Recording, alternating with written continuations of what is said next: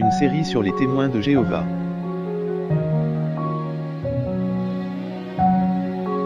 Les faits essentiels.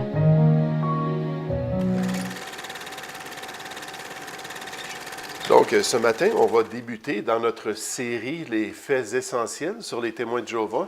On avance dans la série toujours plus. Puis on va débuter le fait numéro 7 concernant ce que la société croit et enseigne sur la question du salut. Donc là, on est vraiment dans une question qui est stratégique, une question qui affecte non seulement la manière qu'on va se conduire, mais aussi qui va affecter où on va passer l'éternité. La Bible nous dit dans Hébreux 2.3, « Comment échapperons-nous en négligeant un si grand salut? » Donc, c'est un sujet très important, la question de comment un pécheur peut être réconcilié avec son Dieu. Et que faut-il en tant qu'être coupable pour recevoir le pardon et la paix avec Dieu? Et ce n'est pas compliqué dans les Écritures, c'est une personne qui a accompli le salut de Dieu. C'est une œuvre sur la croix du Calvaire qui nous assure ce don gratuit qui vient de la grâce de Dieu. Et il n'y a pas d'autre moyen pour être sauvé. Vous allez voir, les témoins de Jéhovah vont parler de la grâce, ils vont parler de Jésus, ils vont parler de sa croix, ils vont parler du pardon qu'il offre et même de leur foi qu'ils mettent en lui. Mais comme toutes les sectes, ils vont rajouter un élément. Et la Bible nous dit dans Galates chapitre 5 que si on ajoute quelque chose à l'œuvre de Christ, Christ ne nous sert à rien. Dieu dit c'est Jésus ou c'est pas Jésus. C'est soit entièrement en lui ou bien non, vous ne possédez pas ce qu'il a accompli sur vous. Christ ne vous servira de rien. Dans Éphésiens 2.8, nécessairement, on connaît tous ce verset, ça dit « Car c'est par la grâce ». Et le mot « charis » ici, ça veut dire un don. Des fois, c'est le don pour la vie chrétienne, mais ici, c'est le don pour pouvoir être pardonné, car c'est par la grâce que vous êtes sauvés, par le moyen de la foi, et cela ne vient pas de vous, même pas de votre fidélité à Dieu, même pas de votre baptême d'eau, même pas de quoi que ce soit que vous pourriez faire. Cela ne vient pas de vous, c'est le don de Dieu. C'est un cadeau que Dieu nous offre et Dieu dit, reçois-le dans ta vie. La Bible dit, ce n'est point par les œuvres afin que personne ne se glorifie. Dans la parole de Dieu, la grâce et les œuvres sont deux vérités qui sont complètement opposées. On ne peut pas les réconcilier sur la question du salut. L'Épître aux Romains, l'Épître aux Galates, ces deux épîtres-là ont été écrites principalement pour que les gens puissent comprendre cette vérité-là, qui était trafiquée même à l'époque des apôtres, alors qu'on rajoutait des choses. On était des légalistes dans le sens propre et on rajoutait des choses à l'œuvre de Dieu. La Bible nous dit, « si c'est par grâce, ce n'est plus par les œuvres. » Autrement, la grâce n'est plus une grâce. Vous ne pouvez pas dire, « Je passe par la grâce de Dieu, mais je fais quelque chose. » Dieu dit, « Non, ça ne marche pas. » La définition de la grâce, vous ne la comprenez pas. Et si c'est par les œuvres, ce n'est plus une grâce, autrement l'œuvre n'est plus une œuvre. C'est pour ça que la Bible nous dit, mais lorsque la bonté de Dieu, notre Sauveur, et son amour pour les hommes ont été manifestés en Jésus-Christ, il nous a sauvés. Puis là, c'est un fait historique. Le temps du verbe grec nous dit, c'est quelque chose qui est accompli. Ce n'est pas un processus, là.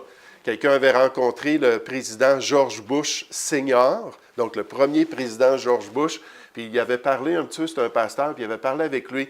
Puis lui a dit, « Ouais, mon fils parle de son salut comme de quelque chose qui s'est produit un jour dans sa vie à une date précise. » Il dit, « Pour moi, le salut, là, c'est un processus de vie. C'est quelque chose qui s'accomplit à travers ma marche avec Dieu. » Il n'avait pas compris. C'est-à-dire, il nous a sauvés, non à cause des œuvres de justice que nous aurions faites, mais selon sa miséricorde par le baptême de la régénération, la nouvelle vie, la nouvelle naissance et le renouvellement du Saint-Esprit. Ce n'est pas par des œuvres.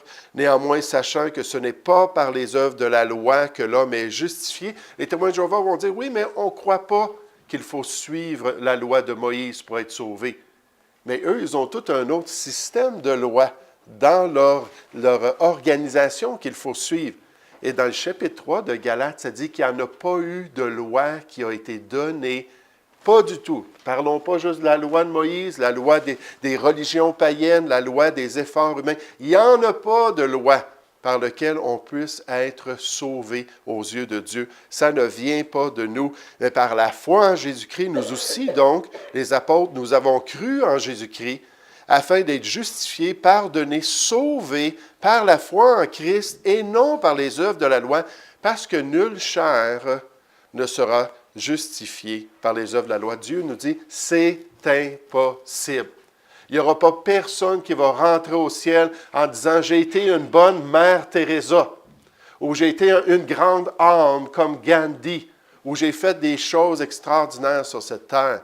Mon bénévolat avec la Croix-Rouge, mon bénévolat auprès des immigrants, ou mon bénévolat. Non, Dieu dit, tu ne peux pas rentrer basé sur ces choses. Et c'est pour ça que le joaillier, dans Acte 16, ça dit qu'il les fit sortir en parlant de Paul et Silence et dit, « Seigneur, que faut-il que je fasse pour être sauvé? » Puis là, ça me dit, Paul et Silence répondirent, « Crois au Seigneur Jésus et tu seras sauvé, toi et ta maison. » Maintenant, ici, c'est important, on parle de mettre notre foi dans le Seigneur Jésus.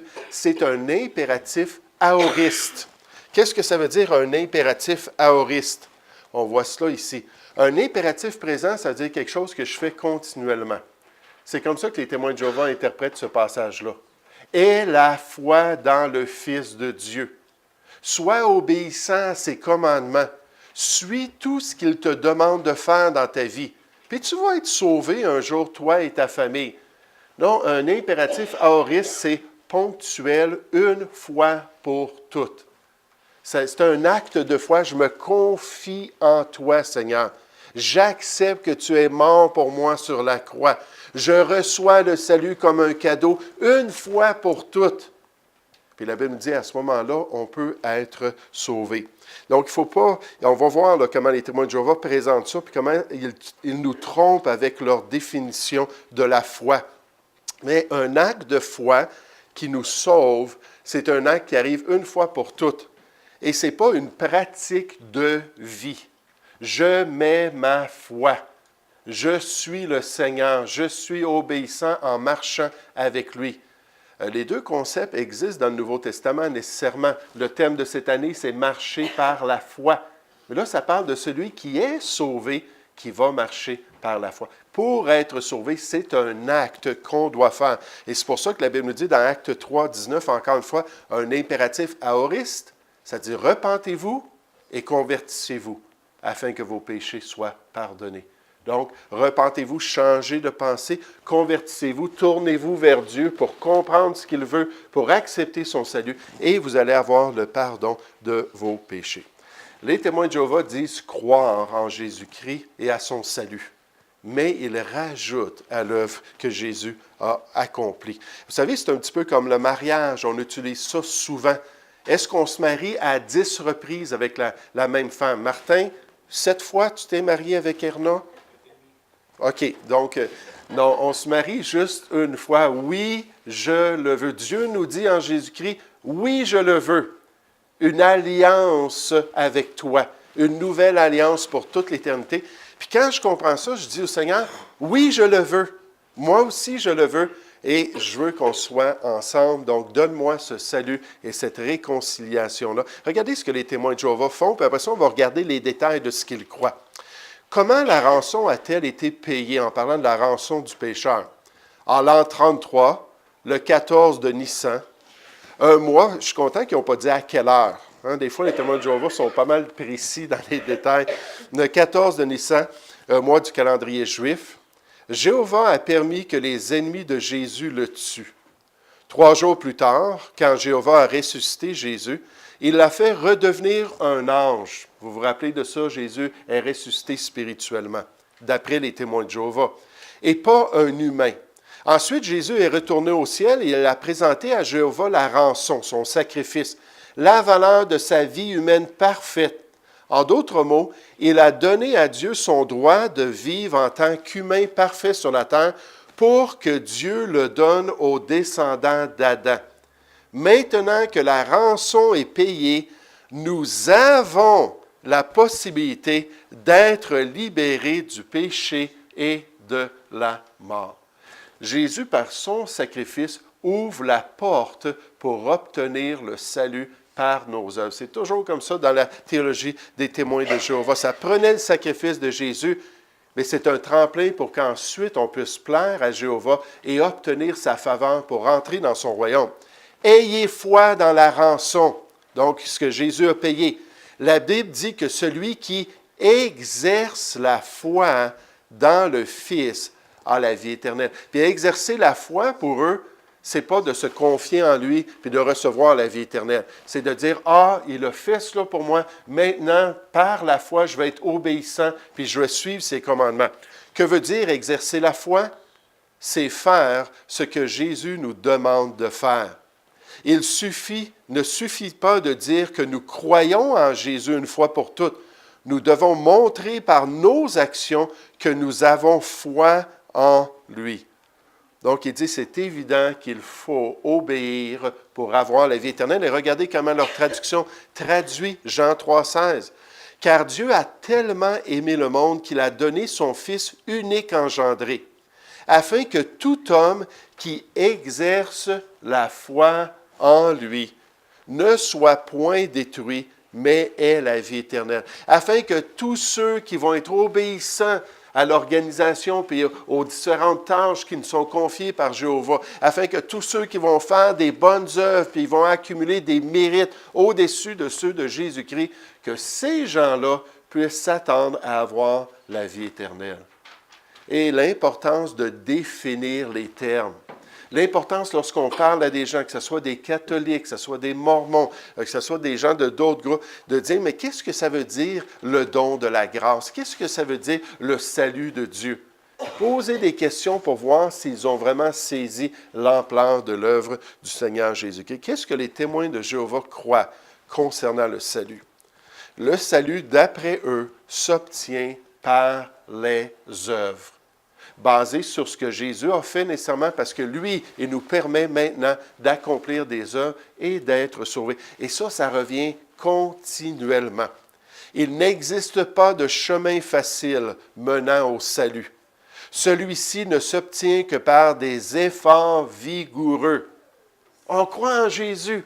Oui, mais tu n'es pas sincère quand tu dis cela, parce que tu ne crois pas bibliquement en Jésus. Il faut des efforts vigoureux. Ces efforts, ces vigoureux efforts contrastent tout à fait avec le point de vue facile que beaucoup ont adopté à propos du christianisme. Et donc, ils se tournent et ils ridiculent ceux dans le christianisme qui disent on peut mettre notre foi en Christ et avoir la vie éternelle. Ils ne croient pas cela. Pour que notre nom soit inscrit dans le livre de vie, cela dépendra de nos œuvres. Le livre de vie de l'agneau, ça prend des œuvres. Les parents qui aiment leurs enfants et qui veulent les voir en vie dans le nouveau monde de Dieu vont les encourager et les diriger envers des buts de service et de responsabilité croissants. Pas être récompensé dans le royaume de Dieu. Pouvoir y aller dans le royaume de Dieu, ça prend un service et nécessairement des responsabilités croissantes. Il faut travailler fort pour la récompense de la vie éternelle. Puis remarquez la source, c'est toujours la tour de garde, c'est toujours les écrits des témoins de Jéhovah. Tous ceux qui, par leur foi en Jéhovah Dieu, en Jésus-Christ, vont se dédier à faire la volonté de Dieu et qui vont ensuite fidèlement garder leur dédication, vont recevoir la récompense de la vie éternelle. Vous savez, Paul l'a expliqué dans Romains chapitre 4. Il a dit, qu'est-ce qui est arrivé avec Abraham? Qu'est-ce qui est arrivé avec David? Est-ce qu'ils ont travaillé pour que Dieu leur donne un salaire de la vie éternelle? Il dit non, ils l'ont reçu gratuitement. C'est Dieu lui-même qui leur a fait un cadeau et ils n'ont rien fait pour recevoir quoi que ce soit de Dieu. Tout a été donné librement de la part de Dieu. Dans Jean chapitre 6, au verset 28, les Juifs s'approchent de Jésus, puis ils lui posent une question. Il dit, qu'est-ce qu'on doit faire, nous, pour pouvoir avoir la vie, pour pouvoir être en paix avec Dieu? Jésus a dit, c'est pas vous. Il dit, c'est pas votre œuvre, c'est l'œuvre de Dieu que vous croyez dans celui qui l'a envoyé. Donc, c'est tellement compliqué, tellement simple de juste se tourner vers lui pour pouvoir avoir la vie éternelle. Ils doivent récupérer de leur aveuglement autant que de la mort, afin qu'ils, chacun pour sa part, puissent avoir une chance complète. Puis là, ça, c'est le premier président, Charles Taze Russell, le fondateur, qui écrit cela dans sa grande théologie des études dans les Écritures, afin qu'ils puissent avoir une chance complète de prouver par leur obéissance ou leur désobéissance leur dignité d'avoir la vie éternelle. Est-ce qu'ils en sont dignes? Est-ce que dans la balance de la volonté de Jéhovah, ils vont être acceptés par lui? Mais non seulement est-ce qu'il faut des efforts, mais deuxièmement, il faut des efforts dirigés. Puis ces efforts-là doivent être dirigés par l'organisation. D'après l'enseignement des témoins de Jéhovah, il faut être un témoin de Jéhovah pour pouvoir avoir l'espérance de la vie éternelle. Il faut faire partie de leur regroupement pour pouvoir peut-être avoir une chance un jour de se tenir debout devant Jéhovah Dieu. C'est-à-dire, pour obtenir le salut, il est indispensable de fréquenter la congrégation des chrétiens témoins de Jéhovah. Il faut faire partie de notre groupe. Ils sont totalement exclusifs. Et ça, c'est une marque d'une secte. Vous savez, quand on regarde dans la Bible, il y a une exclusivité envers le moyen du salut. C'est seulement Jésus-Christ. Il n'y a pas d'autre nom qui a été donné, Acte 4, 12, que celui de Jésus. Oui, la Bible, dans un certain cas, est exclusive. Elle est exclusive. Mais, quant aux détails de comment est-ce qu'on entend le salut, puis comment est-ce qu'on peut arriver à une conclusion dans notre vie, puis ensuite, quel groupe auquel on va se joindre, dans quelle église on va servir Dieu. Ça, il n'y a pas une organisation, il n'y a pas une église qui est spécifiée. Et c'est pour ça qu'il faut sonder les Écritures. Mais pour eux, non, c'est seulement dans leur groupe. Et il faut faire partie des témoins de Jéhovah. Ton attitude envers loin, puis loin, si vous vous rappelez, c'est le regroupement de l'organisation des témoins de Jéhovah, est un facteur, ton attitude est un facteur déterminant pour voir si tu iras au rejet éternel ou à la vie éternelle. Donc, on dit, ça dépend. Qu'est-ce que tu veux? Être accepté par Jéhovah? Bien, viens avec nous. Être rejeté par Jéhovah? Bien, éloigne-toi de nous. Celui qui se disperse de nous, bien, il se disperse de Jéhovah, puis s'éloigne de la volonté de Dieu. Ceux qui veulent une vie dans le nouvel ordre doivent s'assurer, une erreur de traduction, d'avoir une bonne relation avec l'organisation. Ça prend l'organisation. Venez à l'organisation de Jéhovah pour votre salut. Venez à nous, sinon vous ne pouvez être sauvés. La grande foule sera testée au niveau de l'intégrité du groupe et de leur fidélité continue. Le test final résultera dans le fait que Jéhovah les déclarera justes. S'ils sont fidèles à l'organisation, s'ils demeurent dans le groupe. Et vous savez, c'est pour ça que c'est très difficile. Il y a un témoin de Jéhovah de sortir de son groupe. Non seulement il va perdre sa famille, c'est presque automatique. Il va perdre ses contacts, peut-être les gens, les associés avec qui il est en affaires. Tout va être chambardé dans sa vie et il y a une bonne possibilité de perdre aussi son éternité. Donc, ce n'est pas quelque chose de facile. Une fois qu'on rentre dans ce groupe-là, c'est un étau de contrôle, un étau de lavage de cerveau qui te garde dans le groupe, qui te permet d'être fidèle. Et gloire à Dieu, il y a des personnes après 30 ans, témoins de Jéhovah, après 40 ans, témoins de Jéhovah. Même j'ai entendu le témoignage d'un des administrateurs qui faisait partie des 12 apôtres qui sont à la tête de l'organisation depuis 1975. C'est vraiment, si on pourrait dire, au quartier général, c'est ceux qui disent quoi faire puis qui guident le président dans ses décisions. Et lui, après toutes ces années-là, une quarantaine d'années comme témoin de Jéhovah, s'est aperçu que finalement, il était dans l'erreur et que l'organisation, ce n'était pas la volonté de Dieu. Et dans son témoignage, il raconte qu'à chaque fois qu'il y avait une nouvelle question qui devait être abordée, à chaque 2 semaines, rappelez-vous, ils vont publier leur tour de garde, puis le réveillez-vous, puis ainsi de suite. Puis quand ils le font, bien, c'est l'organisation qui pense qu'est-ce qu'on devrait dire, puis quel sujet qu'on devrait aborder. Puis il dit, au lieu de se tourner vers la Bible, il se tournait vers les écrits du fondateur. Puis tout ça, ça fait des années que ça me tracassait, parce que j'entendais des choses, puis je connaissais assez la Bible pour voir que ça ne marchait pas ensemble. Puis finalement, quand il disait de quoi, on lui disait « tais-toi, puis laisse Jéhovah diriger son organisation ». Puis comment est-ce qu'il le fait? Il le fait par les écrits inspirés de Jéhovah. Donc, toute cette question-là de sortir, c'est vraiment pas facile pour les témoins de Jéhovah. Pour recevoir la vie éternelle dans un paradis terrestre, nous devons identifier cette organisation en parlant de l'association et servir Dieu en y faisant partie. Donc, l'importance de croire, l'importance de s'attacher à l'organisation. Ensuite, une autre chose spécifique. Le ministère du chant est nécessaire pour être sauvé. Maintenant, vous dites, c'est quoi ça? La chorale? Non, c'est pas C-H-A-N-T, c'est C-H-A-M-P. Le chant, c'est le monde. Et l'évangélisation des perdus, c'est le ministère du chant chez les témoins de Jéhovah. Et ça prend la participation, soit dans le porte-à-porte ou dans toute sollicitation.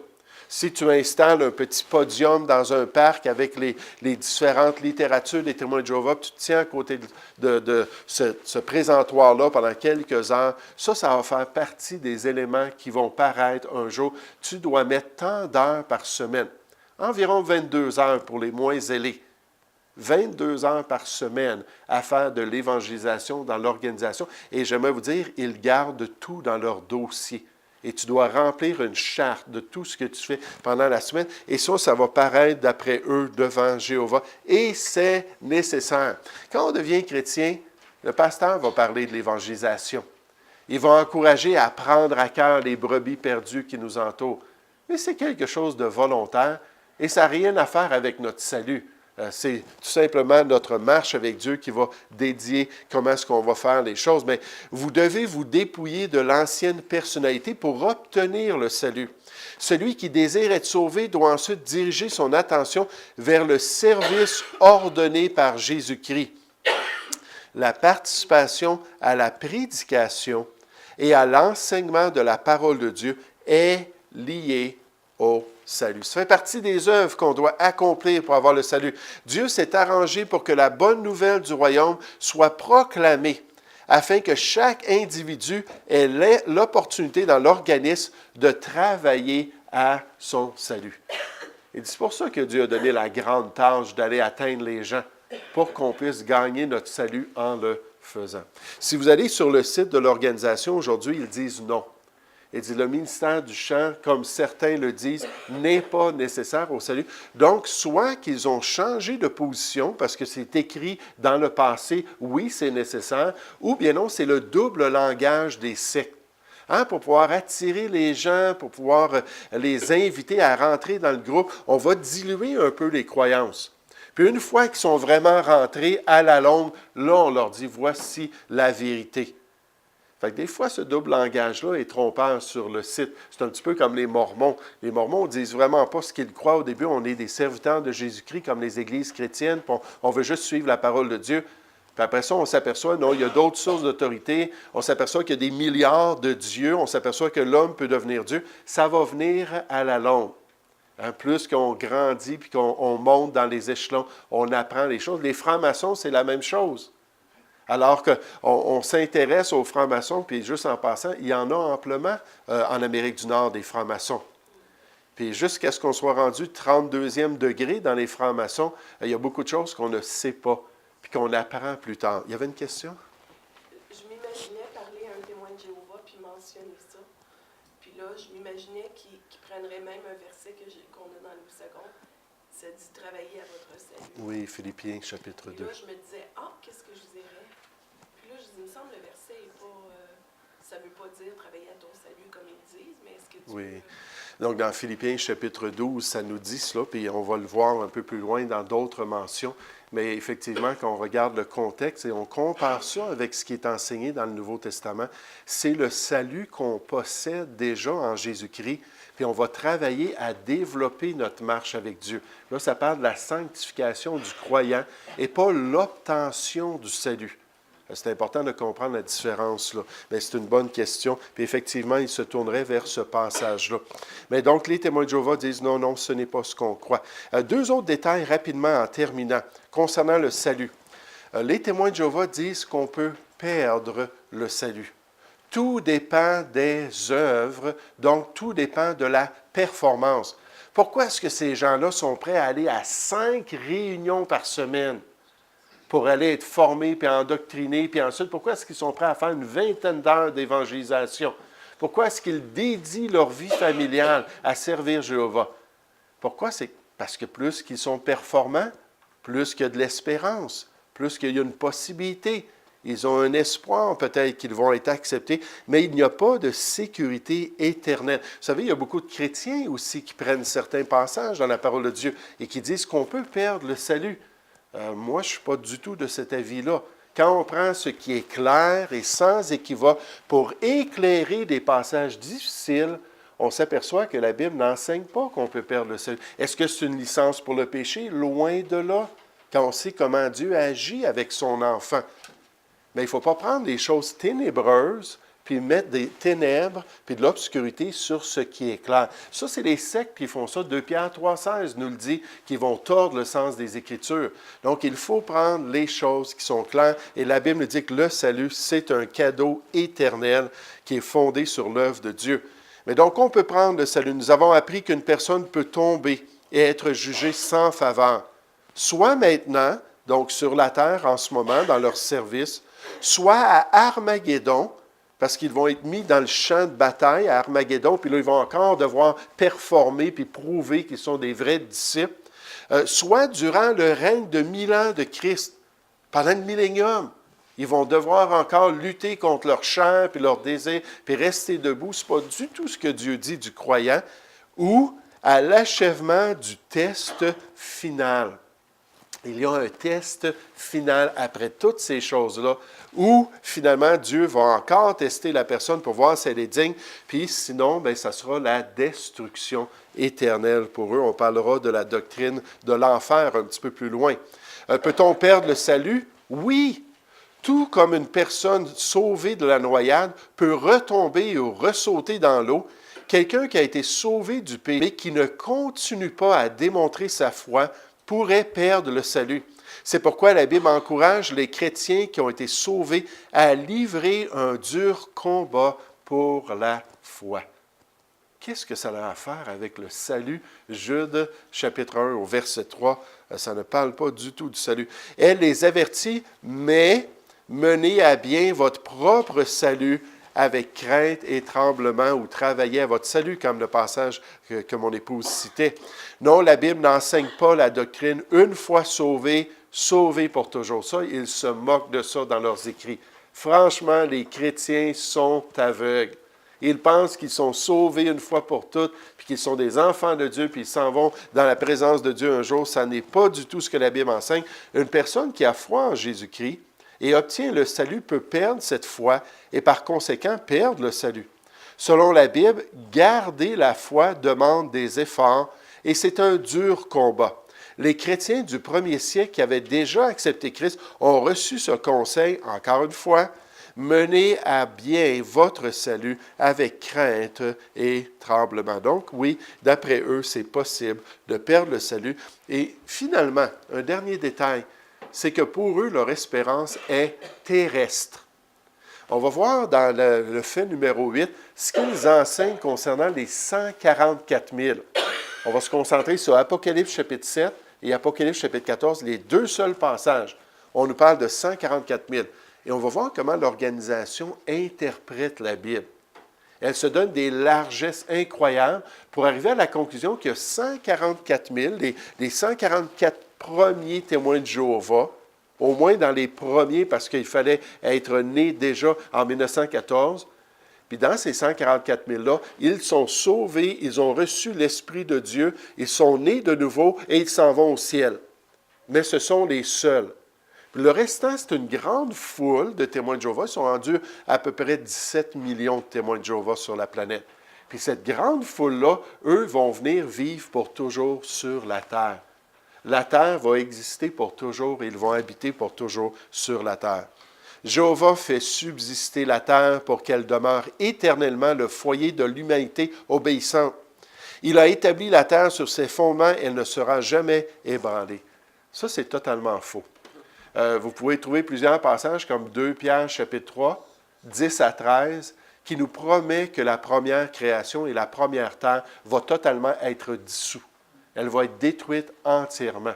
Apocalypse chapitre 20, on voit que Dieu prend les cieux comme un vêtement, il roule, il se débarrasse ça, il enlève la terre, il la détruit entièrement pour pouvoir créer de nouveaux cieux, une nouvelle terre. Mais la terre actuelle, ce n'est pas notre espérance, loin de là. Ça dit, troisièmement, il faut nous associer à l'instrument que Dieu emploie, savoir l'organisation. Si nous désirons obtenir la vie éternelle dans le paradis terrestre, sur la terre, il nous faut nous identifier à cette organisation et nous y intégrer afin de servir Dieu. Seulement un nombre limité sont nés de nouveau, 144 000.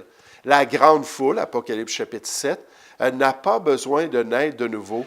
Leur vie est sur la terre et non dans les cieux. Dans Philippiens chapitre 3, on nous parle des faux frères qui ne pensent qu'aux choses de la terre, qu'ils ne sont qu'attachés aux choses de la terre. Ça dit, mais nous, au verset 20, on est citoyens des cieux. Donc, nous, notre espérance est dans les cieux. Et la Bible nous parle, Colossiens 1,5, il y a toutes sortes, une panoplie de passages qui nous parlent que le chrétien, son espérance, c'est dans les cieux. Donc, encore une fois, une autre croyance qui ne se tient pas debout. Il a dit, si vous ne naissez de nouveau, vous ne pouvez voir le royaume de Dieu. Les autres brebis, quand il a parlé à Nicodème, les autres brebis n'ont pas besoin d'une telle régénération, puisque leur objectif est la vie éternelle dans un paradis terrestre restauré comme des sujets du royaume, encore une fois, cette idée-là de vivre sur la terre. Donc, le fait numéro 7, le salut. Ne croyez pas les témoins de Jéhovah quand ils vous disent « on croit en Jésus-Christ » et c'est lui qui nous donne la grâce du salut. Ce n'est qu'une façade. Et on va parler sur les 144 000, mais la semaine prochaine, ce que j'aimerais faire, j'aimerais regarder la réponse standard des témoins de Jéhovah à notre objection concernant le salut. Et cette réponse-là se trouve dans Jacques chapitre 2, à partir du verset 14 jusqu'au verset 26. Et en gros, ce que Jacques nous dit, c'est que le salut ne peut pas s'obtenir par la foi seule. Du moins, c'est ce que les témoins de Jéhovah enseignent. Là, on va regarder ce que Jacques dit réellement la semaine prochaine pour voir que leur argument principal contre le salut par la grâce seule tombe à l'eau lorsqu'on regarde le contexte du passage. On ne met pas les ténèbres de Jacques 2 sur les passages clairs de la parole de Dieu. Le restant nous dit clairement, ce n'est point par nos œuvres. Donc, j'espère que vous allez vous joindre à nous la semaine prochaine pour regarder ça.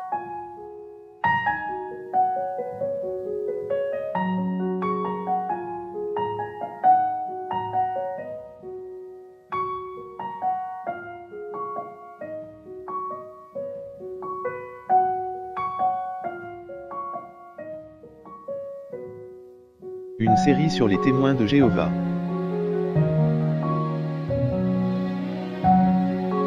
Les faits essentiels.